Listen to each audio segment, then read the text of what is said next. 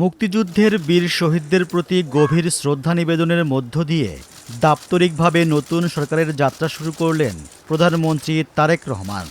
18 ফেব্রুয়ারি সকাল 11টায় সাভারের জাতীয় স্মৃতিসৌধে পুষ্পস্তবক অর্পণের মাধ্যমে এই শ্রদ্ধা জানিয়েছেন তিনি।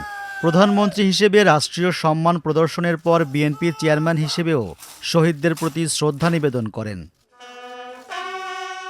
এর আগে সকাল 10টায় গুলশানের বাসভবন থেকে সাভারের উদ্দেশ্যে রওনা দেন তারেক রহমান।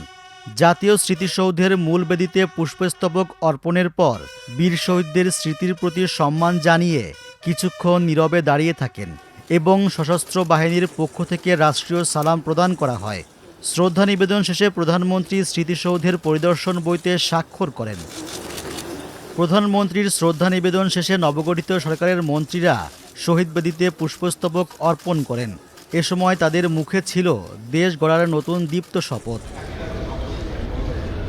সাভার থেকে ঢাকায় ফিরে শহীদ রাষ্ট্রপতি জিয়াউর রহমান এবং বেগম খালেদা জিয়ার সমাধিতে পুষ্পার্ঘ্য অর্পণ ও জিয়ারত করেন তারেক রহমান ও মন্ত্রিপরিষদের সদস্যরা।